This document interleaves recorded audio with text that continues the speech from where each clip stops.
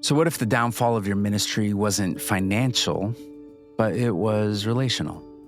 In a world where burnout is rising and trust in church leadership is crumbling, we have boards and pastors who are often missing the most obvious signal. Leaders are human and they need care. In today's episode, I sit down with my friend Jake Lapp from the ECFA, the Evangelical Council for Financial Accountability. And before you jump off and say, I don't want to talk about spreadsheets, we're not. We're going to talk about soul care. See, Jake's been leading a multi-year movement behind the scenes with the team at ECFA, and it's just resulted in a brand new leadership standard. And it's a proactive framework. It's helping churches and nonprofits care well for their senior leaders before they flame out, before they fail, or before they fade. And we talk about what boards get wrong, why ministry leaders struggle to ask for help, and how a culture of proactive care could actually change the future of the church. Welcome to the Life After Ministry podcast. All right, Jake Lapp, this has been a long time in coming. Welcome to the Life After Ministry podcast. Thanks, Matt. It's great to be here. Yeah, you're right. It has been a long time. We've had a lot of discussions over the last year to get to today, so I'm excited to be here. Yeah, it's always somewhere where we don't live. It's always at a conference. You're all over the place, and I love getting to see you all over the place. So, you hail from the wonderful ministry of ECFA, which is the Evangelical Council of Financial Accountability. Did I get that right? That's right. Well done. Look at that. There's a long time where I struggled with, was it ECFA or EFCA? So I finally, it's taken me a while, but I'm there. And all I've known about you, maybe this is, historically, all I've known about you guys is that if I was going to give to an organization, I would scroll to the bottom. And if I saw your stamp, the seal on there, I'd say, this is a good organization. I can trust them with my money. And I want to unpack and maybe kind of dispel that you guys are far, far more than that. And you've been working on something for what seems like forever, but I think that the result, not just the result of the leadership standard that we'll talk about, but really the heart behind it is really what we need to be paying attention to in the ministry world. So let's do this. Give for those of people who are listening who've never heard of ECFA. What are you? Who are you? Why do you exist? Yeah. Well, I think one of the easiest ways to explain it is simple. The seal. That's what most people recognize first. Is kind of the gold standard for organizations, evangelical churches and ministries. We currently work with about 2,700 ministries and churches in the U.S. Yeah, ECFA we're almost 50 years old, which people may not realize that here in a couple of years we're going to celebrate 50 years. And ECFA's entire founding was really around this idea of enhancing trust. Financial is in our name. That's kind of the roots of some of the trust issues of the day. You go back to the late 70s. You have fundraising scandals and other things that were happening, and that's kind of how ECFA was born. It was born out of a call from a Senator Hatfield, who was out of Oregon, to some ministry leaders. It was like, hey, if you guys don't do something, the government will. And so the idea of ECFA was born and later established in 1979, I believe, established. And the whole goal is really to enhance trust. So while financial's in the name, the standards have always been beyond financial, right? I mean, we've had standards around governance. We have a doctrine standard. Then there is the financial piece, of course, but then fundraising as well. This idea of like, what principles should an organization really put in place that, in a sense, increases their trust? As we all know, trust takes a long time to build. But as we see different things happen, it can erode very quickly, like kind of just like that. And it's gone. So ECFA partners with churches and ministries to say, let us come alongside you to build you up, to help, and to hold you accountable to our 7 standards. Yeah, we say that trust is earned in drops and lost in buckets, right? So it takes a long time to reestablish that. we see the news headlines. We see people like there's organizations that take advantage, right? Like, give us all your money and we're going to go buy jets and houses with it. But really, it's more than that, especially when we're looking through a kingdom lens. And there is a care for leaders. And really, that's the focus, right? There is something that you've been working on called the leadership standard. And it really is moving beyond the financial piece. But, if we're not caring for our leaders well, if the church falls apart, if the organization falls apart, the finances do too, right? Yeah. And so how do we actually preserve what God is building in the kingdom? And so what was the impetus? Like, what got this whole thing started that we need to sit down and take care of our leaders better?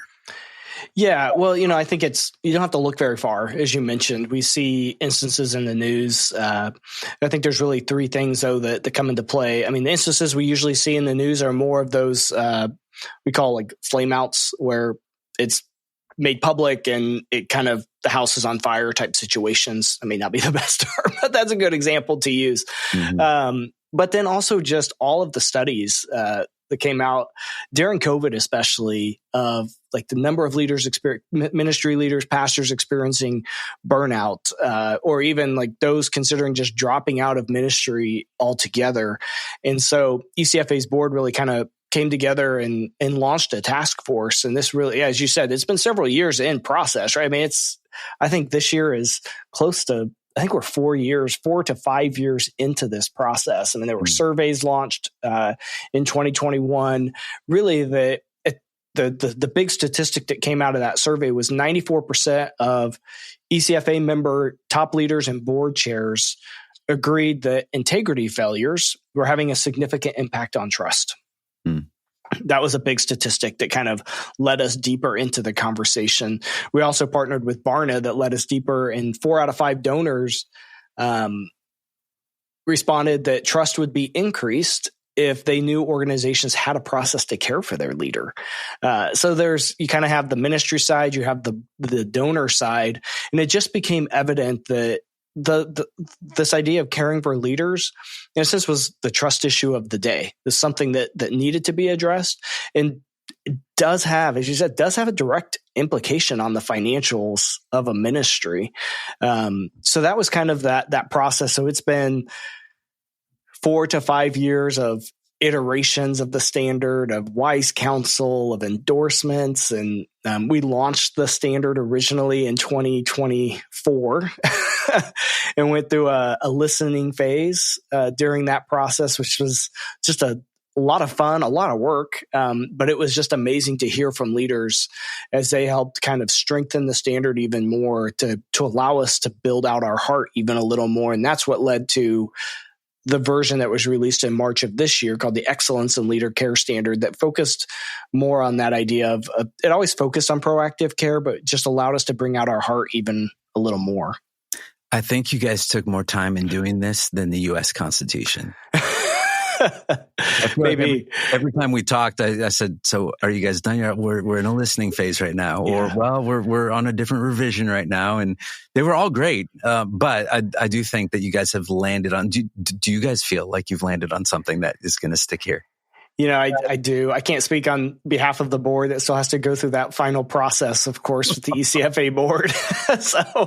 But we do feel like we have something that will stick. We have something that the members have spoken into. Like as I read the standard, it's really, I just say really beautiful to walk through it and to remember conversations that I was able to have. And Michael, our president, ECFA's president and CEO, conversations that we were in, that's the reason why a specific thing is in the standard. Like our members really were the heroes of this story of helping get to the standard where it is today. And so that was important for us. It was important for us not to just throw something out there and say it's a standard. Like we wanted our members to be part of this journey with us. But we do feel like we have something to stick. I mean, and as we share on our website, ecfa.org/leadercare, that kind of breaks down that information on the standard. January of 2027 is the date that will be required for all ECFA members. That's the plan. Wow. I'm having this like kind of weird out of body experience, because as you're talking, I'm thinking, I have so many questions for you. And then there's this other part of me saying, who am I that I would have so many questions for you about this, that my life has changed significantly because this is important. I think I probably would have left this to the executive pastor, the financial people at the church, let the board take care of this stuff.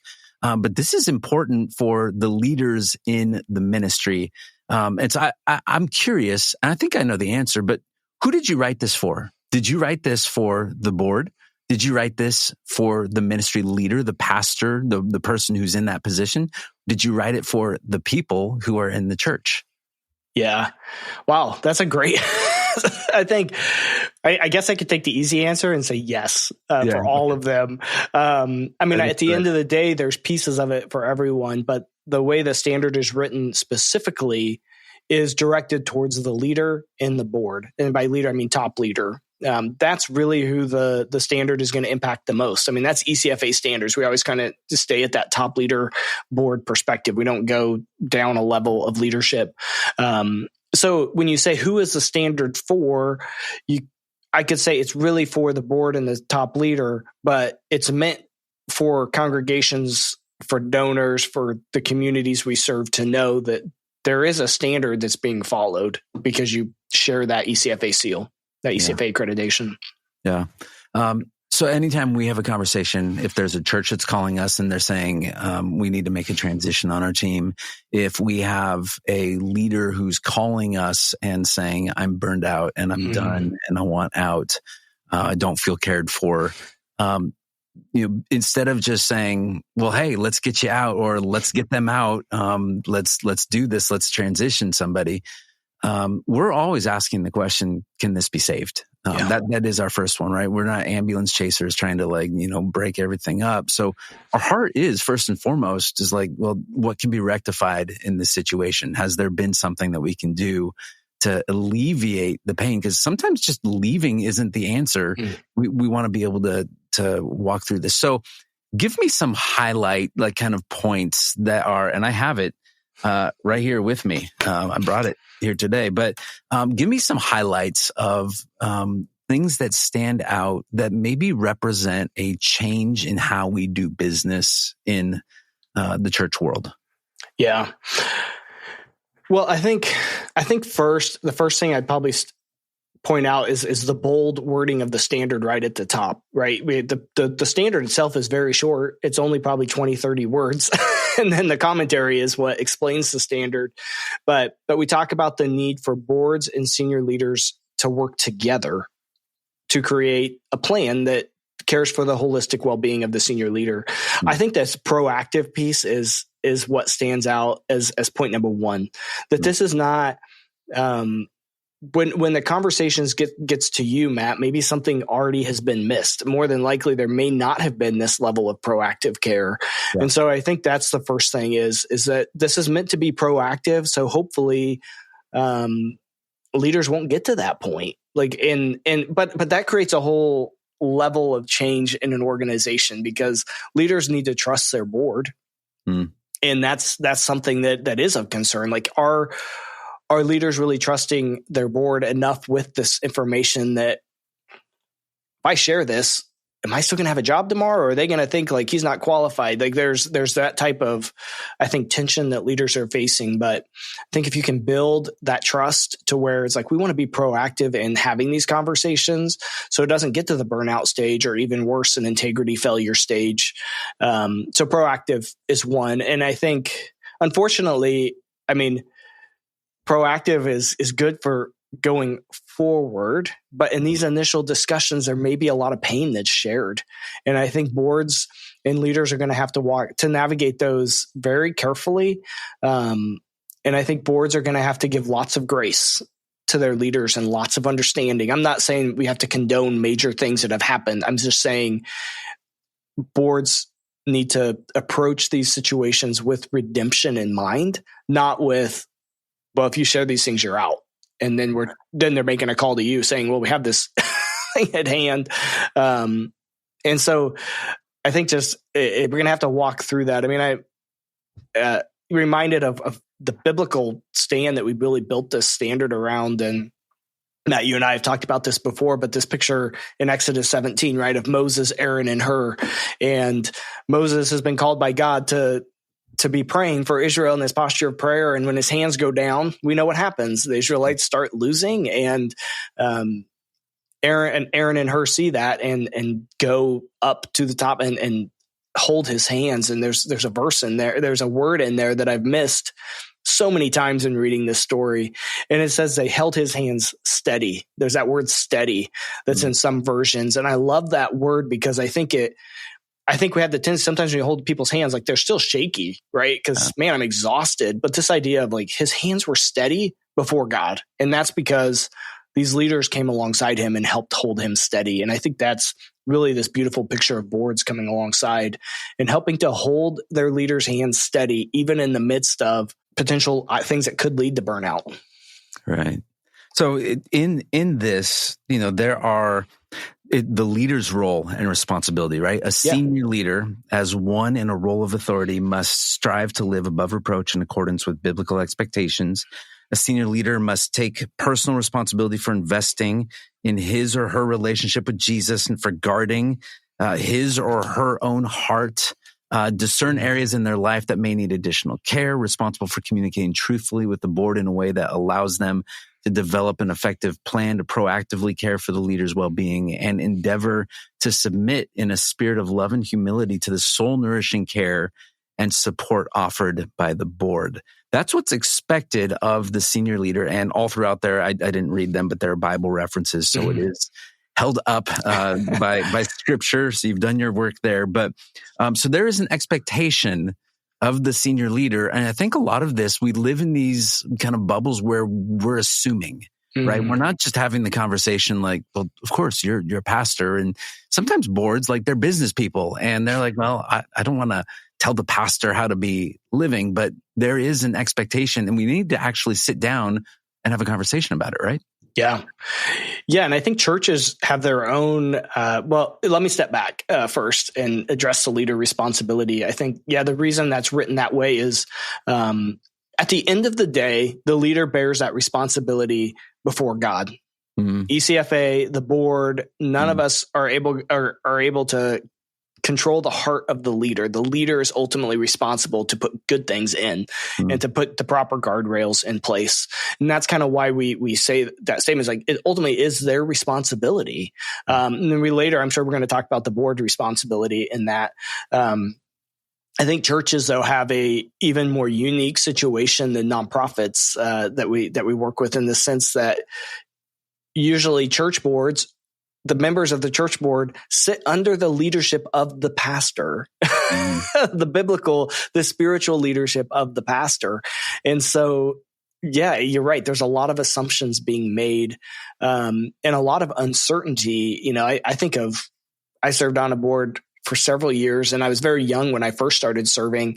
And I don't think I would have ever questioned the pastor on how he was living his life, because I didn't know if I could. So it's almost like opening that door a little bit. And I think there may be board members that are like, but he's the one that's feeding me. How do I feed him or her that's serving as the leader? Yeah, it feels maybe like I'm getting a little too close. Stay in my lane. I'm here to make sure that the organization doesn't sink. So there is a role for the board here, board role and responsibility. And these are short enough. I want to read it. I think it's interesting. While a leader bears primary responsibility for guarding his or her own heart, so that's the responsibility of the leader, the relationship and support between a ministry's board and its senior leader is vital. And I think this is important, and we've talked about this. Although an organization's board does not typically serve as a leader's personal accountability group, it does have a responsibility to offer care and support in a spirit of love and humility. This includes responsibility to pray for the leader and to work with the leader to develop a proactive plan to care for the leader's holistic well-being. And I love this because, you see some of these things that blow up and you're thinking, well, where was the board? And I think it's impossible to keep somebody accountable who doesn't want to be accountable, especially if you're just meeting with that board one Thursday for 3 hours once a month. That person lives with a spouse, likely, right? Who it is really there's an accountability there. And sometimes those things are not even known until they're known. Right. And so, I like this idea. We can only, and this is how we talk about it, is that we can give space for people to give an account for how they're living. And it's up to them, but we're not hooking lie detectors up, right? The board is not doing this and saying like, tell us the truth. What's really going on? This is your accountability. That's not the work or function of a board, right? That's right. Yeah. And ECFA's heart behind this standard is not to even portray that this standard will keep integrity failures from happening, because it won't. Like you say, leaders, it's their responsibility to humble themselves before God and before the board and to share those things. But if they're not willing to share, they're going to continue to maybe go down a path that it's still going to lead to potentially a bigger issue later. Doesn't mean that the board was absent. It may mean that the top leader did not share everything that needed to be shared in those times. And I think one of the big questions we've been asked is, what if the board's not equipped to provide this care? And I just want to break down that barrier a little bit, because ECFA's thought behind the standard is not that the board is the one doing the care, right? Like the board is, in a sense, I would change the word provide to facilitate. They're facilitating access to care. So if the pastor or leader is in their responsibilities, kind of spending that time reflecting on God, and something comes to mind of like, this is an area that I need to work on, and they're ready to share that with their board. That's between those two. And the board then needs to look at that and say like, okay, is their marriage struggling? Then we need to give access for them to receive marriage counseling or go to a marriage retreat and invest in their marriage and give them the adequate time away that they need to do that. It's not the board stepping in and saying, we'll provide marriage counseling. That's, that goes all sorts of different directions. There's not, and so leaning in and saying the board needs to listen to the leader. And this is the whole work together piece. And then respond. And how are they going to respond is key. And so I think that's one of the elements of the leader care plan that we present in the standard. We present kind of 10 things that are potential ways to care for a leader. That's not meant to be all encompassing. You may choose none of those, to be honest, as organizations work on their care plan. But that's one of those elements are there retreat things that need to be done? Is there a sabbatical that needs to be had? And what's the board's response to those things? And then if it makes the plan, then there's accountability to that plan. The leader can hold the board accountable and vice versa.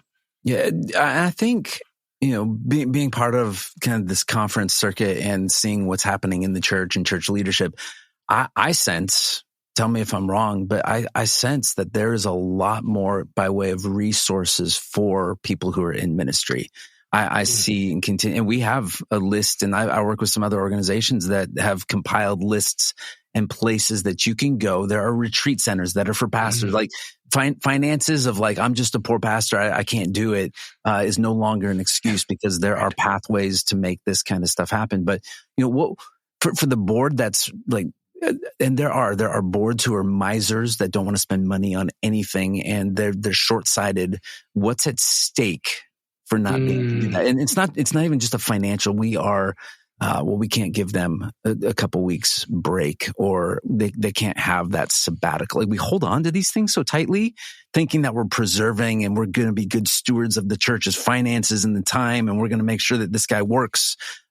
Because we all work, but what's at stake if we're not incorporating care? And why is this senior leader role?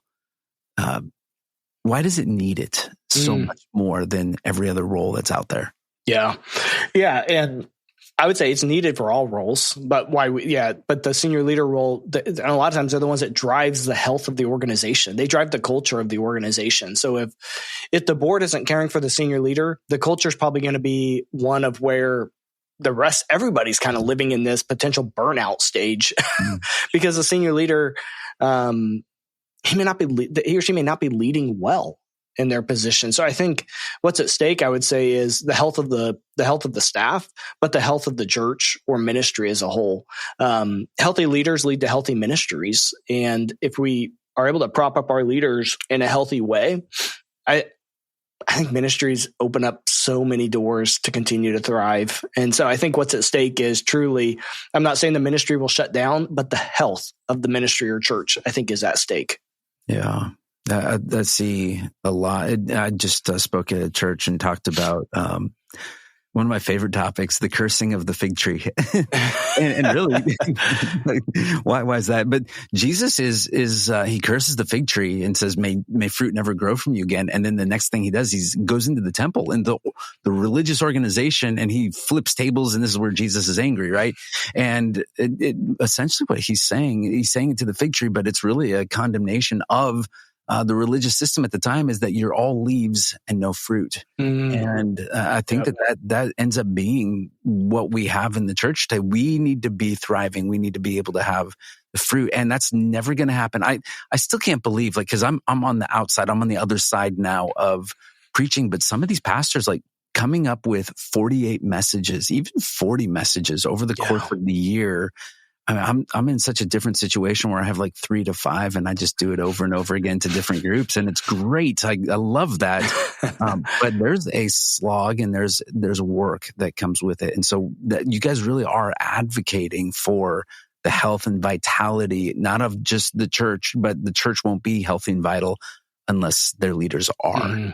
And so that's what I love. Really, the vitality of the kingdom. Right? Healthy leaders, healthy followers, all of those pieces come alongside that. I think, I think you hit the nail on the head. Is it's a large advocate. It's boards caring for leaders is what we feel is a key cog in that wheel. But the flywheel is going to be massive. Go back to Jim Collins and all of those things. Yep. It's going to turn really fast, and I think has the potential to truly change lives and change the course of families and ministries and the generations that will follow as well. Yeah, amen to that. I know that this is really positioned for that senior leader with the board, but there are lots of people that are underneath and around that senior leader. What do you suggest? And how do they come alongside? Because it's not just that leader that needs the help, right? You have the youth pastors, and you have, I talked to a sound man at a church the other day, right? And we talked to people who are, a speaker within a nonprofit organization, and they're very upfront, but they need, these people need help. They're men, they're women, they are different denominations and different nonprofits. They span. So what would you say that, and a lot of these people, even within the organization, don't even know who the board members are, don't ever see the board members, never have any. Yeah. So where does that come from? If you were going to, our hope is, our dream, if we could, how does that get disseminated, kind of this spirit in life? Yeah. Well, and, in a lot of organizations we talked with, I remember one specific leader that shared, they have this process in place for staff. And in some cases, staff feel healthy, but there's nothing for the senior leader. So it could be that senior leaders are already spending a lot of time caring for their staff and trying to create these things, but they're leading out of an empty jar because they don't have anyone filling them back up. They don't have someone that they're able to really lean into and get some of that same renewal. But I think for organizations that don't, I think you're right. It's not just senior pastors. It's not just senior leaders. It's across the board. There was a research statistic that I came across just a little bit ago from the Harvard, I'm going to butcher this, Society Innovation Review. I think that's the name of it. And in 2024, they came out with a statistic that said 50% of employees in nonprofits have experienced extreme burnout. And so that's 50% of anyone, Matt, that you serve in your role, and anyone that we serve, it's 50%. That's a crazy number. But I think it does. If leaders start to feel that care coming from the board, if they start to feel that care and know, wow, the board cares for me to be healthy, I need to care for my staff as well. So I think it will naturally trickle of healthy leaders create healthy leaders who create healthy leaders. I think that's our heart. It's in the leader's hands to really flow down, because the board's only responsible in most structures for that top leader. But hopefully they encourage them to say, we need to put these in place for the staff. Let's get things in place. It may not look the same as a senior leader, but could be just little things that have significant impact. I think listening to your employees and where they're at, and getting past like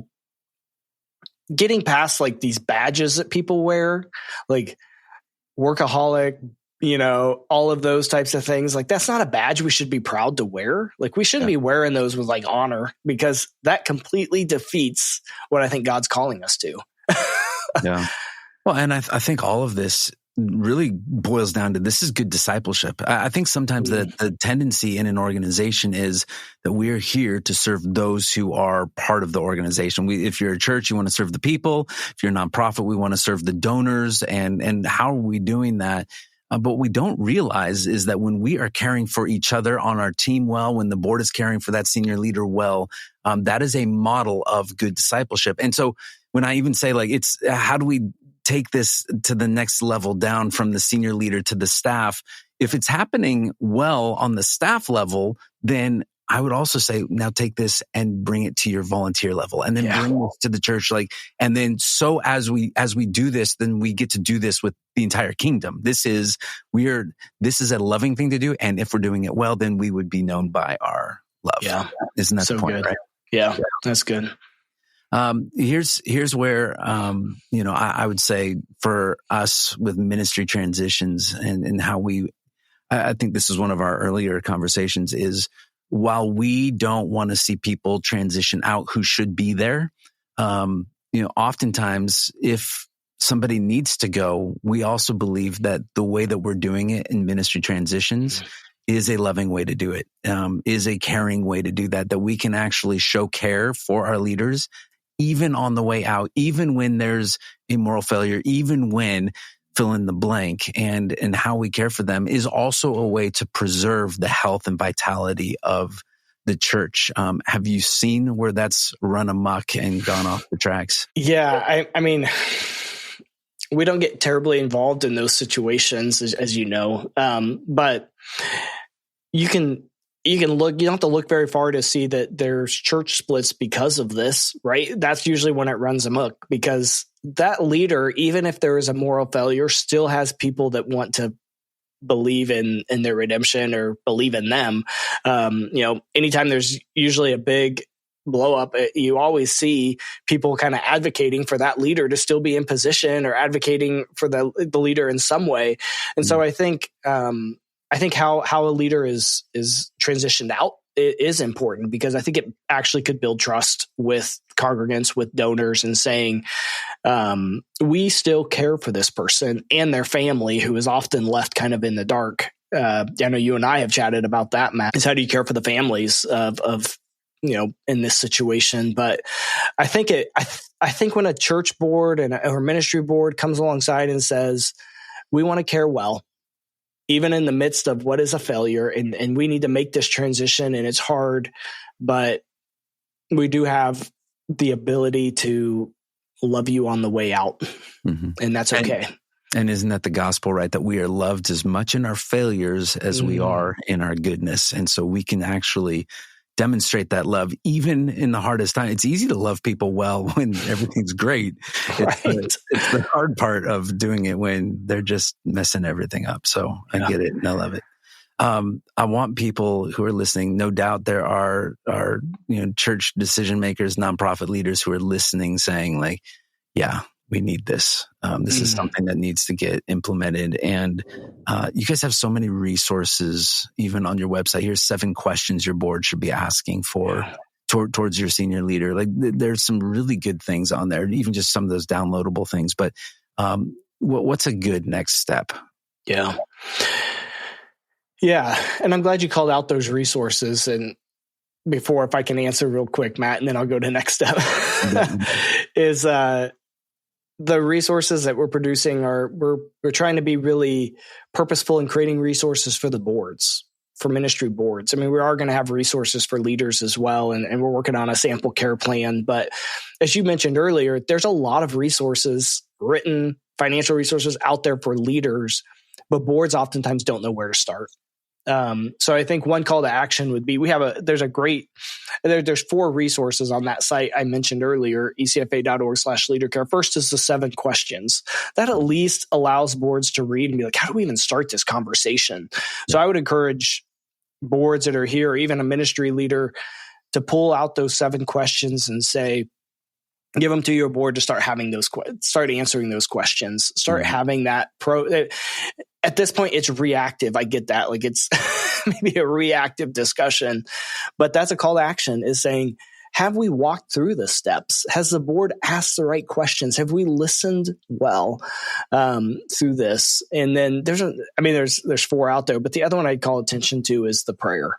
We spent a lot of time processing this, and Aaron Mercer, who's on our team, does a lot of our writing, just did a beautiful job in creating this way for boards to start praying for their leaders. And so I would just encourage boards to start praying specifically for the well-being of their leader. Even if you're going through a hard time, even if transition is already planned and you know it's going to happen, like it's already decided, how can you start praying for that leader as they exit? But how can you start praying for the next leader that comes in as well? Because what you don't want to do is create the same system of failure that maybe led to burnout of the previous leader, and now there's no other plan except to leave. So I think just trying to, I would just encourage all the listeners to really just ask yourself the question of, have we done enough to try to save this relationship? And I don't know what everyone's going through. If it's burnout, if it's just the risk of someone dropping out, I pray by God's grace that there could be a path forward. And I get that sometimes it's just not the right fit and the transition needs to happen, but start having those discussions of, have we done enough? Have we listened well enough to the heart of the leader? Have we ignored a call for help that maybe we can actually accept responsibility that we've ignored it? So I think just leaning into God's grace through a transition or potential transition would be my encouragement. I think you can't beat prayer in honest conversation. But I think that would be my call to action is having an honest discussion of, have we done enough yet to get to this point? On my way into the office this morning, I was listening to another podcast, because I'm a podcast junkie, I admit. But I listened to a conversation with a guy who used to be the head of the Satanic Church in South Africa. And he said the number one thing, the resource that Christians have in Jesus that they don't know that they have, that they don't use as much as they should, is prayer. And he could see like a ring of blue fire around kids whose parents would be praying the blood of Jesus over their kids. And he said, like, they were untouchable. And I just thought, man, I am not praying enough and I need to pray more. And so I encourage that. So go to the website. Is it ECFA.org? Yep. Okay. /leadercare. /leadercare. Take you right to those resources. We'll get you all the links on all the show notes, all the little things that they can push, and that'll all be there. But Jake, this is good, and even just an encouragement. If you were the kind of organization that doesn't normally have these kind of conversations, your role and responsibility as a good steward and being put in that position is to be brave and bold and say, we haven't had these conversations and we need to. Let's do this, right? And a lot of times there's a lot of guys on there, and guys, we just got to eat it, and we just got to let's talk about your heart. Let's talk about you being cared for well. How are you doing? And then start taking those steps, because on the receiving end of a lot of pastors that are saying, I'm out, like I'm done. Like that's how some of them will just start. Like, we can do better. We need to do better for the sake of the kingdom. And so thank you. By the way, the funny thing with you is that you have an account. You are an accountant by trade in your past life.